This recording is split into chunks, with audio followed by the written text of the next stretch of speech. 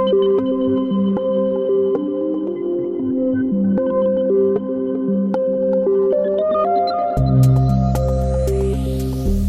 is 6 Minutes, the Seriously International Daily Newscast.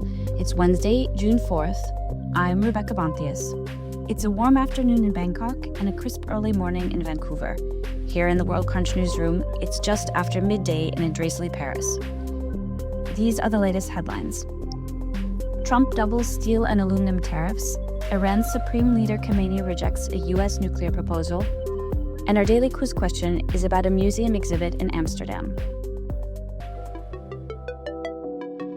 For today's More Than a Minute feature, we go to South Korea, which has just elected Lee Jay-myung as its new president after a chaotic transitional political period. French political analyst Pierre Haski looks at the challenges awaiting the new leader amid tensions with neighbors China and North Korea and uncertainties with the U.S., Seoul's historic ally. Haski's piece for French public radio France Inter has been translated by Worldcrunch, and the English audio was produced with the help of automated voice technology. Pierre, tell us about this historic election. 6 mois de chaos politique en Corée du Sud ont peut-être trouvé leur épilogue hier avec After 6 months of political chaos, South Korea may have found some resolution with the comfortable election victory of progressive candidate Lee Jay-myung. Instability was a luxury the country could no longer afford, especially in today's highly volatile regional and international environment. The crisis began when conservative President Yoon Suk-yeol imposed martial law, an act immediately countered by a late-night emergency parliamentary session and mass citizen protests. Since then, the country has struggled to regain political and economic stability. The presidential election was meant to close this chapter, though deep divisions remain. Now Lee takes the helm of a country shaken by 6 turbulent months, but facing enormous challenges that he has described as existential. Those posed by its formidable neighbors, nuclear powers China and North Korea, and those posed by its main ally Donald Trump's United States, which has become at the very least unpredictable.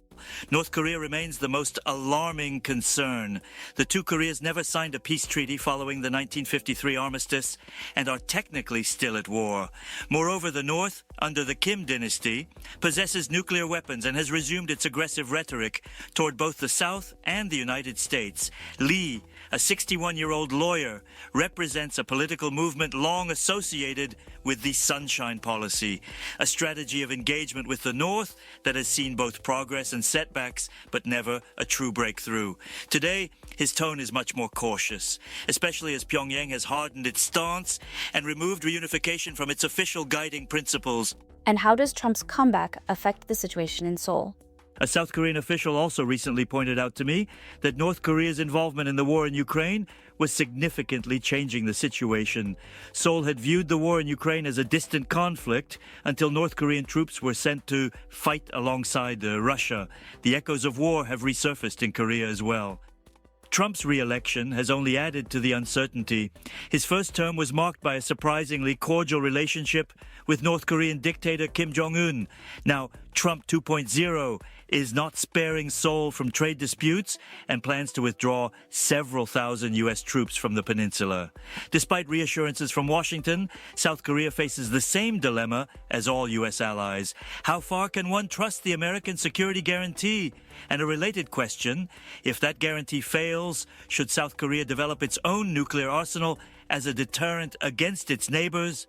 When I shared these concerns with the South Korean official, along with the idea I'd heard in Seoul that the country could have nuclear weapons within a few months if it decided to, he simply replied, "Yes, that's true.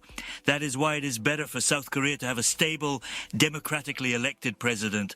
There are some explosive issues waiting for him."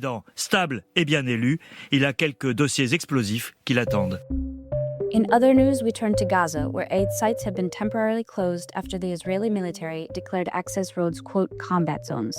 This comes after at least 27 Palestinians were killed by Israeli fire near a site on Tuesday.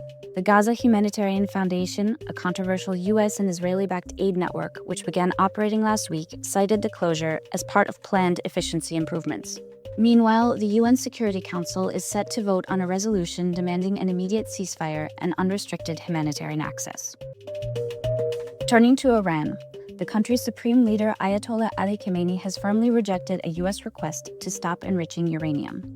He called the demand a threat to Iran's energy independence and national sovereignty. And just as global leaders gather for the OECD and G7 talks in Paris, U.S. President Donald Trump has doubled steel and aluminum tariffs, escalating trade tensions with close partners including Canada, Mexico, and the EU. The OECD has downgraded global growth forecasts, warning the U.S. economy will suffer the most from the trade war, while countries like Mexico and the UK scramble to secure exemptions and avert further hikes. We are closing things out today with our daily quiz question, which is about a new museum exhibit in Amsterdam. The Netherlands National Museum has unveiled a new object on display this summer. What is it?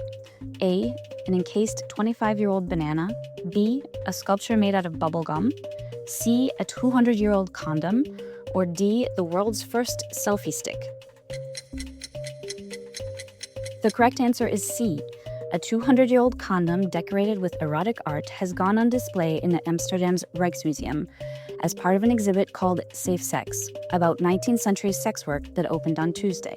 The museum said that the prophylactic, believed to be made from a sheep's appendix in around 1830, quote, depicts both the playful and serious side of sexual health. That's the latest from around the world. If you like this podcast, we'd really appreciate it if you could help us out with a follow, share, and a 5-star rating on your preferred podcasting platform. For more of the best of the international press, delivered exclusively in English, visit us at worldcrunch.com. We'll see you here tomorrow. À demain.